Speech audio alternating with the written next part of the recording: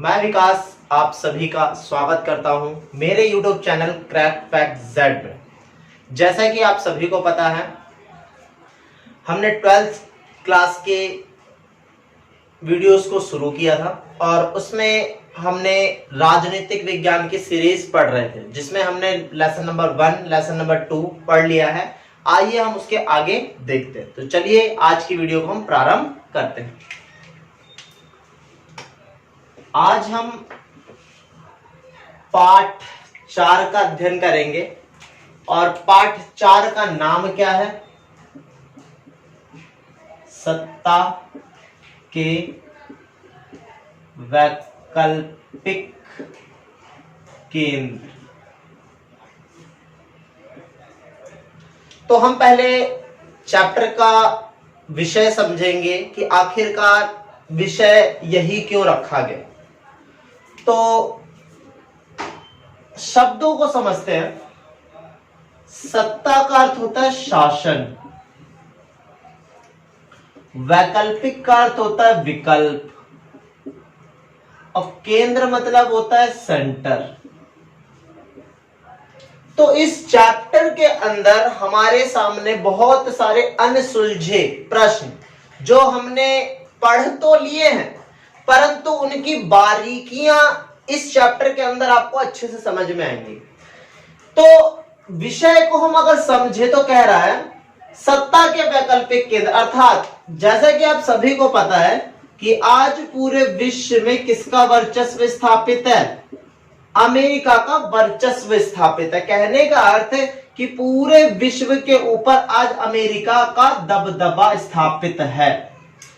पर प्रश्न यह भी तो उठता है कि ऐसा तो है नहीं कि किसी एक ने अपनी सत्ता को स्थापित किया और कभी वो अंत ही ना हुई हो।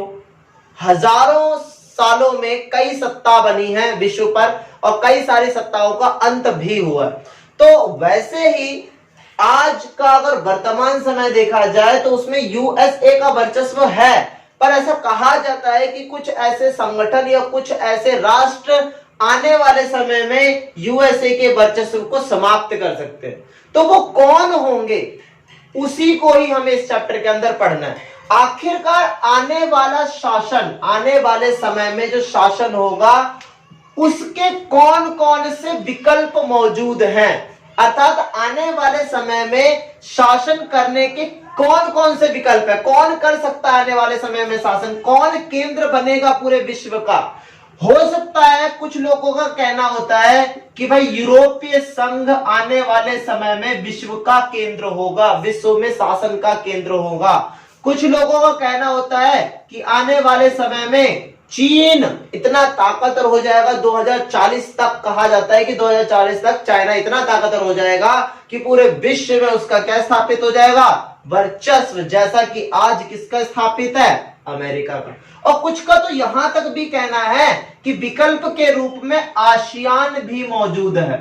भारत के दक्षिण पूर्व में बसे कुछ राष्ट्र हैं जिनको आसियान का दर्जा दिया जाता है। हम इनका भी अध्ययन करेंगे और ये समझने की कोशिश करेंगे इस चैप्टर के अंदर कि जिस दिन यूएसए अर्थात अमेरिका का वर्चस्व खत्म हो जाएगा उसके बाद आखिरकार विश्व में क्या आसियान का दबदबा होगा, क्या यूरोपीय संघ का दबदबा होगा या चीन का दबदबा होगा। हम इसको इसलिए भी पढ़ रहे हैं कि इनके पास कुछ तो ऐसी विशेषताएं हैं जिसके दम पर ये कह पाते हैं कि हम पूरे विश्व को क्या करेंगे? अपने वर्चस्व में स्थापित करेंगे, पूरे विश्व का क्या बनेंगे? केंद्र बनेंगे। अर्थात इसका अर्थ यह है कि यूरोपीय संघ के पास भी कुछ विशेषताएं हैं, चाइना के पास भी कुछ विशेषताएं हैं, आसियान के पास भी कुछ विशेषताएं हैं जिनके दम पर वो ये कह पाते हैं कि आने वाले समय में हम पूरे विश्व का केंद्र होंगे और पूरे विश्व में हम अपने वर्चस्व को स्थापित करेंगे। पर एक बात यहीं पर आप समझते चलिए ताकि बाद में आपको समस्या ना हो। आप ये देख रहे हो कि यहाँ पे आसियान मौजूद है, यूरोपीय संघ मौजूद है, चाइना भी मौजूद है। एक लॉजिकल बात है, भले ही इनके पास आज विशेषताएं हैं, भले ही इनके पास ताकत है कि ये आने वाले समय में यूएसए को समाप्त कर देंगे और अपना वर्चस्व स्थापित कर देंगे, पर एक लॉजिकल बात तो ये है कि अगर इनके पास इतनी ताकत है कि वो यूएसए को खत्म कर सकते हैं तो इन्होंने आज तक किया क्यों नहीं। अर्थात अर्थ यह निकल कर आता है कि इनके विशेषताओं के साथ साथ इनके मध्य क्या स्थापित है, कुछ कमजोरियां भी स्थापित हैं। मतलब कुछ तो ऐसी कमजोरी है जो आज भी चाइना को यूएसए से पीछे कर देता है, यूरोपीय संघ को यूएसए से पीछे कर देता है और आसियान को भी यूरोपीय संघ से या फिर कहो यूएसए से पीछे कर देता है। अर्थात इन तीनों की लड़ाई यूएसए से तो है ही है कि ये तीनों अपने अपने तरीके से यूएसए को हराना चाहते हैं, पर साथ ही साथ इनकी लड़ाई आपस में भी है, क्योंकि विश्व में दबदबा तभी आप स्थापित कर पाओगे जब पूरे विश्व को आप अपने अनुसार चलाओगे। अर्थात अगर आसियान पूरे विश्व पर कब्जा करना चाहता है तो उसे यूएसए को तो हराना ही होगा, साथ ही साथ यूरोपीय संघ को भी पीछे करना होगा और चाइना को भी पीछे करना होगा। अर्थात इसका अर्थ यह है कि अगर ये लोग पीछे नहीं कर पा रहे, ये राष्ट्र पीछे नहीं कर पा रहे, ये संघ पीछे नहीं कर पा रहे, तो इनके मध्य क्या है, कुछ ना कुछ कमजोरियां। तो इस चैप्टर के अंदर आपको यही चीज पढ़नी है कि आने वाले समय में कौन कौन से विकल्प मौजूद हैं व्यवस्था के अंदर की जो शासन करेंगे, केंद्र बनेंगे, पर इनके मध्य कुछ ऐसी कमजोरियां भी हैं जो इनको इतने ताकतवर हो जाने के बाद भी कुछ हद तक पीछे कर।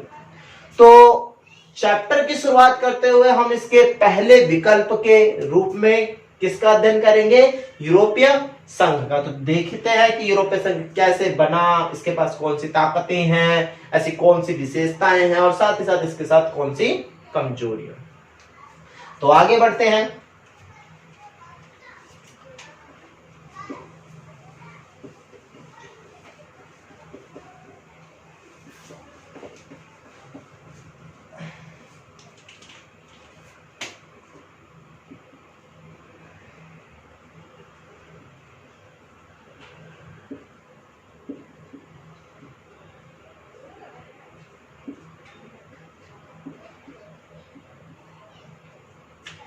तो हम अब विकल्प के रूप में सबसे पहला जो विकल्प हमारे समक्ष है वो है यूरोपीय संघ। पहले हम इसे समझते हैं, फिर इसकी विशेषताएं और सारे प्रश्नों को देखेंगे। इंग्लिश में से कहते हैं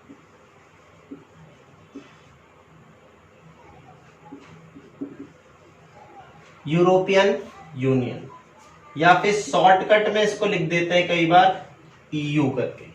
ठीक है, एक बात का ध्यान रखना, ये क्या है, संघ है। अर्थात यहां पे कोई एक राष्ट्र नहीं है, यहां पे कई सारे राष्ट्र। कितने राष्ट्र हैं यहां पे, आज प्रेजेंट टाइम में 27 कंट्रीज इसके मेंबर्स हैं और इन्होंने बहुत मजबूत और बहुत बड़ा संगठन भी बनाया। ये विश्व के मानचित्र पर कहां है, तो ये विश्व के मानचित्र पर अगर देखें, विश्व के मानचित्र में ये पूरा यूरोपीय महाद्वीप है। पूरा यूरोप महाद्वीप ही यूरोपीय संघ है। ठीक है, कुछ ही देश हैं, 2-4 देश जो इसके शामिल नहीं। अब हम ये देखेंगे कि आखिरकार यूरोपीय संघ की स्थापना हुई कैसे, यूरोपीय संघ इतना मजबूत राष्ट्र की नींव रखी कैसे। तो इसके प्रश्न लिख लो, मतलब इसका प्रश्न कैसे पूछा जाएगा। अगर मान लो कि बोर्ड में प्रश्न आ जाए कि यूरोपीय संघ की स्थापना बताइए, तो ये तो डायरेक्टली प्रश्न हो गया, जनरली आप बता भी दोगे। पर अगर मान लो कि प्रश्न घूम कर आ जाए तब क्या करेंगे, तो मैं आपको वो भी बता देता हूं अगर ये प्रश्न घूमता है तो कैसे होता है। तो प्रश्न लिख लो, यूरोपीय संघ एक आर्थिक संगठन से राजनीतिक संगठन के रूप में कैसे परिवर्तित हो गया। मैं लिख भी देता हूं, प्रश्न कुछ इस प्रकार से पूछा जाता है, यूरोपीय संघ एक आर्थिक संगठन से राजनीतिक संगठन के तौर पर कैसे बदल गया।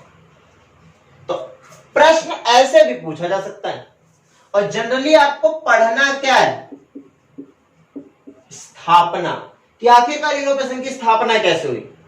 बट अगर प्रश्न ऐसे आ जाए आर्थिक संगठन से राजनीतिक संगठन के रूप में कैसे बदला, तो भी आंसर सेम ही होगा। तो देखते हैं इसके आंसर को भी। तो इसके आंसर को पॉइंट्स वाइज में लिखेंगे हम। पहला पॉइंट बनाओगे द्वितीय विश्व युद्ध की अवस्था, द्वितीय विश्व युद्ध की अवस्था।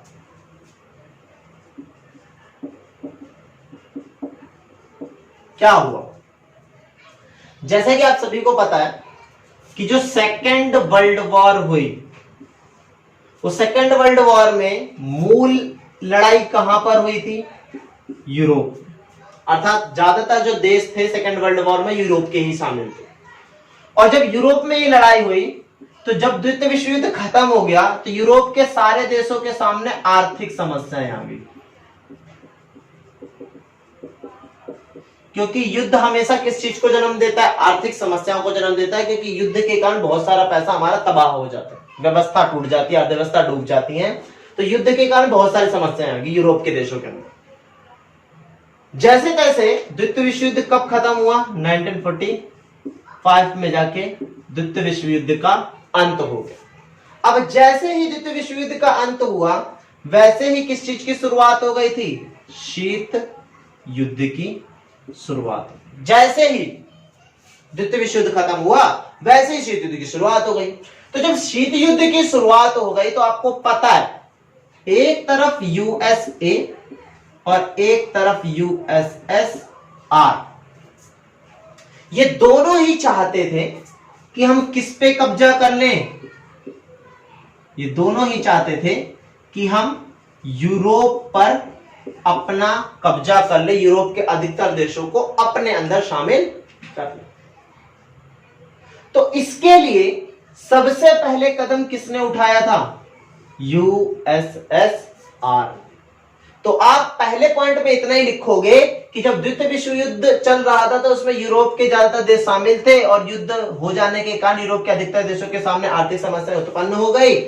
जैसे ही 1945 में द्वितीय विश्व युद्ध का अंत हुआ उसके बाद ही शीत युद्ध की शुरुआत हो गई और शीत युद्ध की शुरुआत होने के साथ ही यूएसए और यूएसएसआर यूरोप के अधिकतर देशों को अपने साथ मिलाने की कोशिशें कर रहे। सेकंड पॉइंट बनाओगे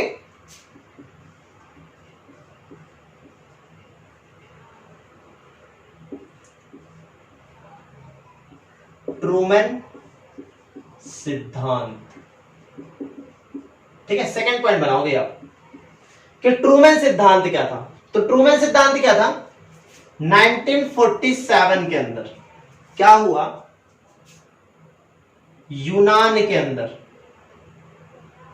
कहां, यूनान, जिसको आप ग्रीस भी कहते हो, ठीक है, यूनान के अंदर क्या हुआ, साम्यवादी लोग, कौन से लोग, साम्यवादी लोग अर्थात यूएसएसआर के सपोर्ट वाले लोग यूनान के अंदर से किस चीज को खत्म करना चाहते हैं, राजतंत्र को खत्म करना चाहते हैं। और साथ ही साथ यहां पे नाजीवाद जो फैला हुआ है, नाजीवाद जो फैला हुआ है, इन दोनों का ही क्या करना चाहते हैं, अंत करना चाहते हैं। कौन अंत करना चाहती है, साम्यवादी लोग वहां के, कहां के, ग्रीस के।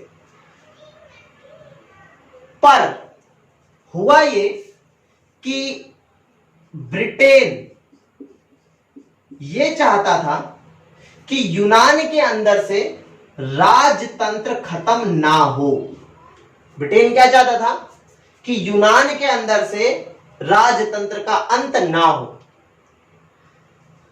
जब ब्रिटेन ने यह देखा कि जो साम्यवाद है वो यूनान में तेजी से फैलता जा रहा है और ब्रिटेन उसको रोकने के लिए कुछ नहीं कर पा रहा, तो ब्रिटेन ने जाकर यूएसए से सहायता मांगी कि भाई देखो साम्यवादी जो लोग हैं वो यूनान के अंदर राजतंत्र को खत्म करना चाहते हैं, लोकतंत्र को खत्म करना चाहते हैं और साम्यवाद को स्थापित करना चाहते हैं। तो जो यूएसए ने क्या किया, फिर यूएसए के उस समय राष्ट्रपति थे हेनरी एस ट्रूमैन। ठीक है, हेनरी एस ट्रूमैन उस समय के राष्ट्रपति थे। उन्होंने ये देखा कि जो यूएसएसआर है वो क्या कर रहा है, यूरोप के देशों को साम्यवादी बनाना चाहता है और अपने समूह में शामिल करना चाहता है। अमेरिका के हेनरी एस ट्रूमैन ये मानते थे कि अगर यूएसएसआर एक एक करके देशों को साम्यवादी में बदलता चला जाएगा तो धीरे धीरे पूरा यूरोप साम्यवादी बन जाएगा। फॉर एग्जाम्पल मैं आपको एक एग्जाम्पल देता हूं। बचपन में आपने ब्लॉक गेम खेला होगा, जैसे कि आपने एक किताब खड़ी कर दी, ये दूसरी किताब खड़ी कर दी, ये तीसरी किताब खड़ी कर दी, ये चौथी किताब खड़ी कर दी, ये पांचवी किताब खड़ी कर दी। आपने एक किताब को गिराया ऐसे करके तो ये भी गिर गई, फिर ये भी गिर गई, फिर ये भी गिर गई, फिर ये भी गिर गई। ये बचपन में आपने खेला होगा। तो इसका अर्थ क्या था? अमेरिका ये मानता था कि अगर एक देश, जैसे कि ग्रीस, यहां पे हम बात कर रहे हैं ग्रीस की या यूनान की, अगर एक देश साम्यवाद में चला गया तो सारे के सारे देश किस में चले जाएंगे? साम्यवाद में चले जाएंगे। तो अमेरिका के राष्ट्रपति हेनरी एस ट्रूमैन ने इस बात को समझा और ब्रिटेन ने जब मदद मांगी थी तो हेनरी एस ट्रूमैन ने ब्रिटेन को सैनिक और आर्थिक सहायता दी। किस लिए? ताकि साम्यवाद जो यूरोप के अंदर बढ़ने की कोशिश कर रहा है, कदम बढ़ाने की कोशिश कर रहा है, हम उसको रोक दें। अर्थात यहां पे कंटेनमेंट कर दिया जाए। क्या कर दिया जाए? कंटेनमेंट कर दिया जाए या फिर बैरिकेटर लगा दिया जाए। अर्थात अगर यहां पे हमने किसी एक राष्ट्र को पूंजीवाद में ला दिया या फिर लोकतंत्र में ला दिया तो साम्यवाद जो बढ़ता जा रहा था वो रुक जाएगा। अगर हमने ऐसा नहीं किया तो एक एक करके सारे देश साम्यवाद की तरफ चले जाएंगे। इसी को कहते हैं ट्रूमैन सिद्धांत। कि ट्रूमैन ये मानते थे कि अगर हमने साम्यवाद की बढ़ती हुई गति को रोकने के लिए कुछ नहीं किया तो धीरे धीरे साम्यवाद बढ़ जाएगा और उसे रोकने के लिए क्या करना पड़ेगा? हमें किसी एक राष्ट्र को पूंजीवाद में बरकरार रखना पड़ेगा, उसे रोकना पड़ेगा, पूंजीवाद वहां पे बनाए रखना पड़ेगा। और अगर हमने वहां पे पूंजीवाद बनाए रखा तो उसके बाद कभी भी सोवियत संघ अपने नीतियों को आगे की दिशा में बढ़ा नहीं पाया। और ट्रूमैन ने यह भी कह दिया इसी सिद्धांत के अंदर, अगर विश्व में कोई भी राष्ट्र, ट्रूमैन ने यह कह दिया, विश्व में कोई भी राष्ट्र साम्यवाद से बचना चाहता हो, यह साम्यवाद से आजाद होना चाहता हो, उसको अमेरिका खुले तौर पर मदद करेगा ताकि साम्यवाद को क्या किया जा सके? खत्म किया जा सके। तो जब यूरोप के अंदर यूएसएसआर ने अपने कदम बढ़ाना शुरू कर दिया तो अमेरिका ने भी अपने कदम बढ़ाना शुरू कर दिया। और कौन कौन सी सहायता देकर? सैनिक और आर्थिक सहायता देकर। और कोशिश की कि यूरोप के अधिकतर देश हमारे पास रहे। और जब यूएसएसआर भी कोशिश कर रहा है कि यूरोप के देश हमारे पास रहे और अमेरिका भी कोशिश कर रहा है कि अमेरिका भी कोशिश कर रहा है कि यूरोप के अधिकतर देश हमारे पास रहे, तो क्या हुआ? जो यूरोप था आधा आधा हो गया। आधे यूरोप पर यूएसएसआर ने कब्जा कर लिया और आधे यूरोप पर यूएसए ने कब्जा कर लिया। ये बात आप पहले चैप्टर में भी पढ़ चुके हो, सेकंड चैप्टर में भी पढ़ चुके हो, पर यहां पर आप ये चीज पढ़ रहे हो कि आखिरकार ये बटा ही क्यों? आखिरकार बंटवारा यूरोप में ही क्यों हुआ? क्योंकि यूरोप में यूएसए ने भी कदम उठाए और यूएसएसआर ने भी कदम उठाए।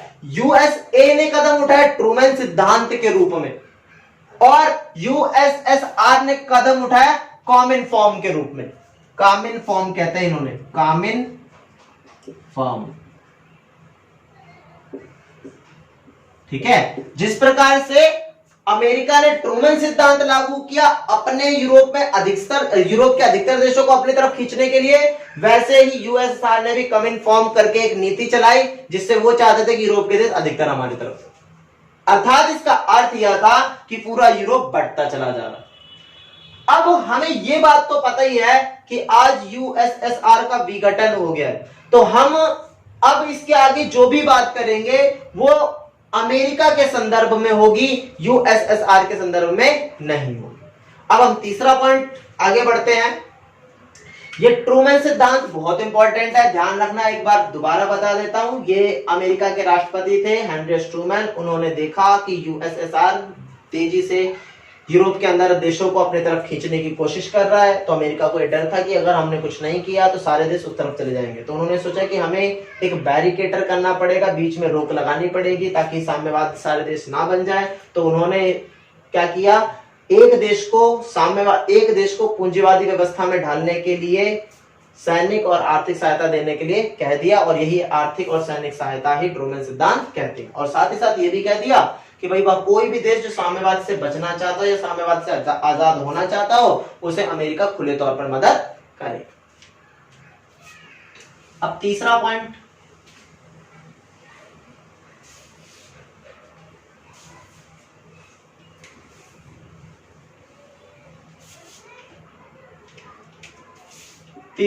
है मार्शल योजना।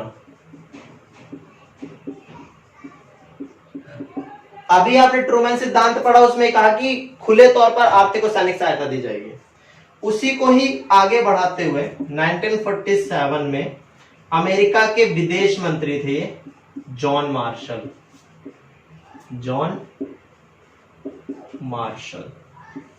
विदेश मंत्री, कहां के, यूएसए। उन्होंने ही ट्रूमन सिद्धांत को और आगे बढ़ाया, और जॉन मार्शल ने कहा कि पश्चिमी यूरोप के जितने भी देश हैं हम उनको क्या देंगे, आर्थिक सहायता देंगे। आर्थिक सहायता क्यों? क्योंकि आपको पता है जब सेकेंड वर्ल्ड वॉर हुई थी तो सारे यूरोप के देश किस चीज से परेशान हो गए थे, आर्थिक समस्याओं से। तो जो भी देश, चाहे वो यूएसए चाहे वो यूएसएसआर, जो भी उनको आर्थिक सहायता दे देगा, ज्यादातर यूरोप के देश उसी तरफ खींचते चले जाएंगे। तो अमेरिका ने इसी बात का फायदा उठाया, उनके मजबूरी का फायदा उठाया। अमेरिका ने सोचा कि इनके सामने तो आर्थिक समस्याएं हैं, और अगर आर्थिक समस्याएं हैं और अगर हम इनकी आर्थिक समस्याओं को पूरा करने के लिए आर्थिक सहायता दे दें तो ज्यादातर जो यूरोप के देश है वो हमारी तरफ खींच के आ जाएंगे। तो ये जो आर्थिक सहायता है उसको हम क्या कहते हैं, मार्शल योजना। ये भी कब लाई गई, 1947 के अंदर, ठीक है। इसके बाद फोर्थ पॉइंट लिखोगे, यूरोपीय आर्थिक सहयोग संगठन। अब क्या हुआ, मार्शल योजना की सहायता किस राष्ट्र को मिल रही है, किन समूहों को मिल रही है, पश्चिमी यूरोपीय देशों को। तो हुआ क्या, 1948 में पश्चिमी यूरोप के कुछ देशों ने, सहायता तो सबको मिल रही थी, कुछ देशों ने अपनी आर्थिक स्थिति को सुधार लिया। पश्चिमी यूरोप के देशों को सहायता दे रहा था अमेरिका मार्शल योजना के तहत, तो कुछ ने अपनी आर्थिक स्थिति सुधार ली। उन्होंने ये सोचा कि जब हमने अपनी आर्थिक स्थिति सुधार ली कुछ ने, तो उन्होंने सोचा कि क्यों ना हम अपने सारे पश्चिमी यूरोप की आर्थिक स्थिति को सुधारने के लिए कुछ ना कुछ करें। हमें मार्शल योजना की सहायता तो मिल ही रही है, क्यों ना हम अपनी तरफ से भी अपने पश्चिमी यूरोप को सुधारने के लिए कुछ करें। तो जिन देशों की आर्थिक स्थिति थोड़ी सी सुधर गई थी, उन्होंने मिलकर एक संगठन बनाया, और संगठन का नाम क्या रखा, यूरोपीय आर्थिक सहयोग संगठन। कि पश्चिमी यूरोप के देश जिनको मार्शल योजना से सहायता तो मिल रही है पर उससे भी उनकी ज्यादा स्थितियों में सुधार नहीं हो रहा है, तो वे राष्ट्र क्या कर सकते हैं, यूरोपीय आर्थिक सहयोग संगठन के पास आकर अपनी और सहायता ले सकते हैं, ताकि पश्चिमी यूरोप के सारे देशों का तेज गति से आर्थिक विकास किया जा सके। अर्थात एक तरफ अमेरिका से भी सहायता लेने की कोशिश की जा रही है और एक तरफ ये स्वयं से ही अपनी व्यवस्था का विकास करने का प्रयास कर रहे हैं। फिफ्थ पॉइंट,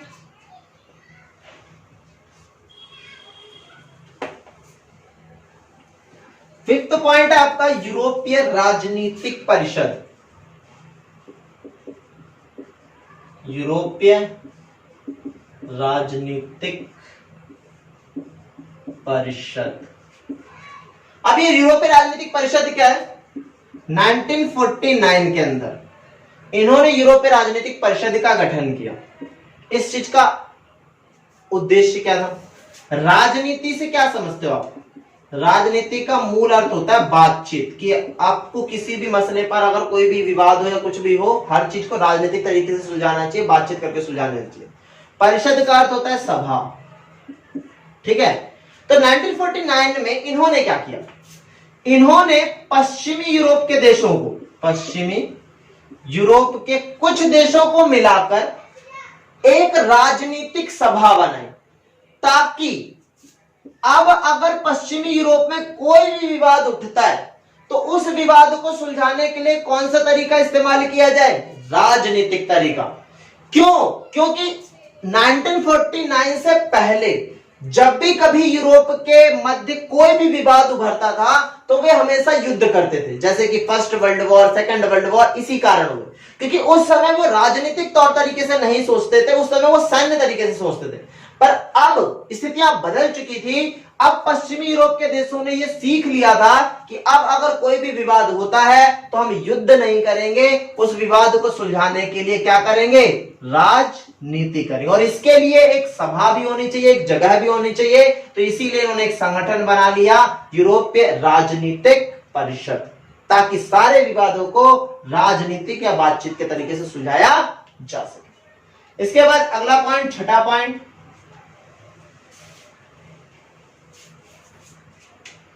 यूरोपीय इकोनॉमिक कम्युनिटी। यूरोपीय इकोनॉमिक कम्युनिटी। तो यूरोपीय इकोनॉमिक कम्युनिटी क्या है? इकोनॉमी मतलब होता है अर्थव्यवस्था।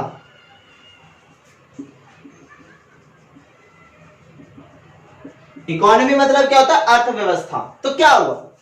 जैसे कि अभी आपने पढ़ा था कि 1948 के अंदर उन्होंने आर्थिक सहयोग संगठन बनाया था, जब कुछ देशों की स्थितियों का विकास हो गया था। वैसे ही 1957 तक पश्चिमी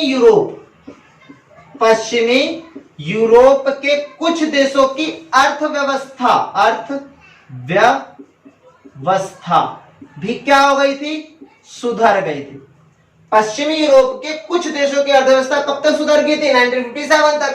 तो उन्होंने भी यही सोचा, कुछ ने यही सोचा कि भाई अकेले अकेले विकास करने से क्या हो जाएगा, क्यों ना हम सारे पश्चिमी यूरोपीय देशों का विकास करें। तो जब सारे पश्चिमी यूरोपीय देशों की अर्थव्यवस्था का विकास करना है तो इन्होंने क्या बना लिया? अपना एक संगठन बना लिया कि हम सब आपस में मिलकर सभी राष्ट्र जो पश्चिमी यूरोप में शामिल थे उनकी अर्थव्यवस्था का विकास कर सके। इसके बाद अगला पॉइंट, अब स्थापना, लास्ट पॉइंट दे देते हैं सीधे, क्योंकि अगर हम एक एक करके स्टेप बाय स्टेप करेंगे तो प्रश्न आंसर बहुत ज्यादा बड़ा हो जाएगा ना। अब 7th पॉइंट, मास्ट्रिक्ट संधि। ये बहुत इंपॉर्टेंट है। अब क्या हुआ? 1990 और 1991 के अंदर आपको पता है कि सोवियत संघ का विघटन हो गया, यूएसएसआर का विघटन हो गया। और विघटन होने के बाद जो यूरोप पश्चिम और पूर्व में बटा हुआ था, पश्चिम और पूर्व में बटा हुआ था, अब वो स्थिति क्या हो गई? खत्म हो गई, क्योंकि पूर्व को जो नियंत्रित कर रहा था उसका विघटन हो गया, वो तो हार गया, अब तो पूर्व रह ही नहीं गया। तो जब ये पूर्व और पश्चिम का कॉन्सेप्ट खत्म हो गया, पूर्व और पश्चिम की स्थिति खत्म हो गई, तो यूरोप का क्या करने की बारी आ गई? एकीकरण करने की बारी आई कि भाई यूरोप को एक करा जाएगा, अब उसको बांटा नहीं जाएगा। अब जब यूरोप को एक करना है तो भाई क्या किया गया? सभी राष्ट्रों ने मिलकर फरवरी 1992 में, फरवरी 1992 में एक संधि की, और जिस संधि को कहते हैं मास्ट्रिक्ट संधि, जिसके जरिए यूरोपीय संघ के 27 राष्ट्रों ने मिलकर आपस में मिलकर एक संगठन बनाया जो आज विश्व में बहुत ही ताकतवर रूप से स्थापित है और अपनी स्थितियों को दिखाने की कोशिश कर रहा है। प्रश्न को एक बार समझते हैं, आर्थिक संगठन से राजनीतिक संगठन। जब हमने शुरुआत करी थी तो हम बात कर रहे थे आर्थिक आर्थिक पैसा पैसा पैसा, पर जैसे जैसे धीरे धीरे ये स्थितियां आगे बढ़ती चली गई, इन्होंने राजनीतिक सहयोग बढ़ाया और धीरे धीरे इन्होंने क्या बना लिया, पूरा मास्ट्रिक्ट संधि के जरिए अपना एक संगठन ही बना लिया। और संगठन कैसी स्थितियां होती हैं, राजनीतिक। अर्थात अर्थ यह निकलता है कि इन्होंने शुरुआत तो आर्थिक की पर अंत किस पे किया, राजनीतिक संगठन के रूप में। इस तरीके से हमारा ये प्रश्न कंप्लीट हो जाता है। तो अच्छे से समझिए और सभी को नमस्कार।